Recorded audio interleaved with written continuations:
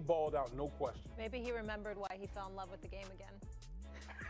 All right, staying in the AFC, the Pittsburgh Steelers defense. Sometimes you got to remind yourself, guys, keep the love going. Made a statement forcing and recovering a rare Derrick Henry fumble in Sunday's 18-16 victory against the Baltimore Ravens. And as the clock wound down in the fourth quarter, Joey Porter Jr. slung Lamar Jackson out of bounds on what would have been a game-time two-point conversion to put a final exclamation point on a complete defensive performance. Damian, so Shannon said at the beginning of the show, if you didn't hear him, that the Steelers are the best team in the AFC. To that you say what? I disagree. I think it's the Buffalo Bills. I do. And I think, listen, both of these teams, you know, I can't stop lauding Mike Tomlin. I think Mike Tomlin is the coach of the year for the job that he's done with the Pittsburgh Steelers. Their defense is outstanding. But let's not forget, like, where we thought the Buffalo Bills would be coming to the season with the losses that they had on the defensive side. A lot of people, including myself, thought the Buffalo Bills would be taking a step back this year. Yeah. But you know the big difference? Josh Allen. Josh Allen is right now is the MVP of the league.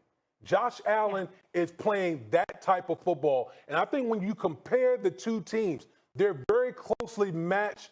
But the difference is the Buffalo Bills have a true franchise quarterback in Josh Allen that can make plays both with his arms and his legs. Look, there were so many times in this game where Josh Allen just made just tremendous play. And again, this play right here, I know Jim Nantz talked about it on the broadcast. That might have been the play of the year in the NFL yesterday. That run by Josh Allen, just a tremendous play.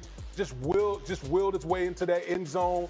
And Josh Allen's been doing this all season long. The one thing I've always maligned Josh Allen about is the turnovers. That's been one of the areas I've always harped on Josh Allen about is taking care of the football. He's done that this year. Yeah. And think about this with Josh Allen. Who's his number one? Who's his number one receiver? Yeah. We've been talking about, no Stephon Diggs. What is this version of Josh Allen going to look like? He's playing better than he's ever played in his pro career. And you got to tip your hat, to Josh Allen in the style of play that he's playing this year. So for me, I go with the Buffalo Bills because they got that bad man at quarterback, Josh Allen. Yeah, Rex Ryan said the same thing. Shannon?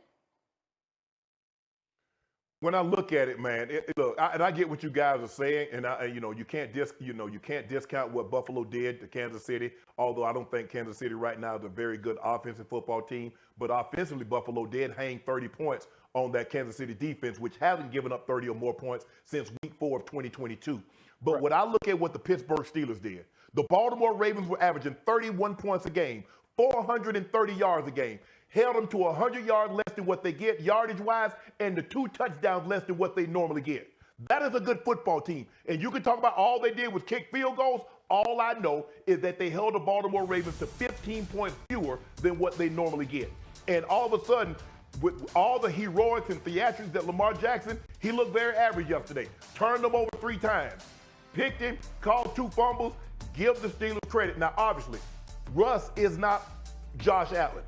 We know that. There ain't no sense in that. But the question is, do you believe that he'll be able to have that kind of success against the Steelers defense like he had yesterday? And he's been playing unbelievable. But he did catch a lot of these teams now. I think they played the Jets without Tua, and we know Kansas City. I don't want to minimize just how good Josh Allen has been.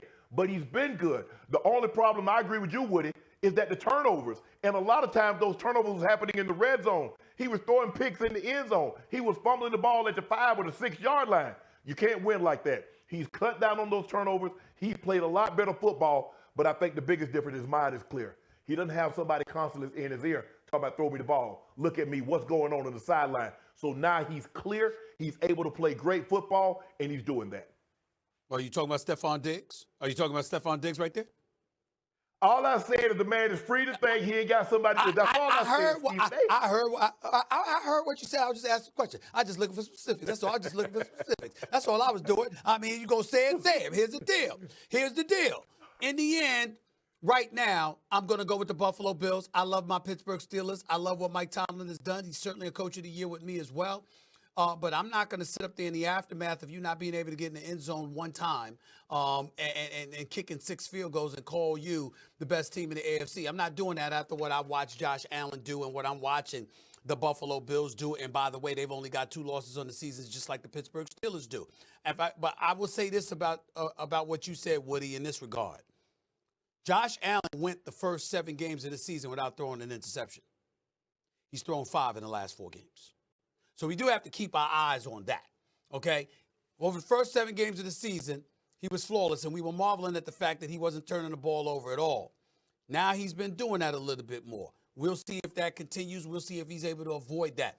Played well in the fourth quarter yesterday. Obviously, had a 127 passer rating. We see what he's bringing to the table, and we know what he's capable of doing. And as Shannon pointed out, without Stephon Diggs, without a Gabe Davis, he's doing this now. And so I look at it from that standpoint, and I say there is no question in my mind that the Buffalo Bills right now look like the best team in the AFC, because no matter what you say about Pittsburgh, no matter what you say about anything else, you got that quarterback. You can put him on the field against anybody, and he's capable of winning a game for you. When you look at the collection of the other pieces that they have, for them to be in this position puts Buffalo in a very pristine position right now. I have to go with them.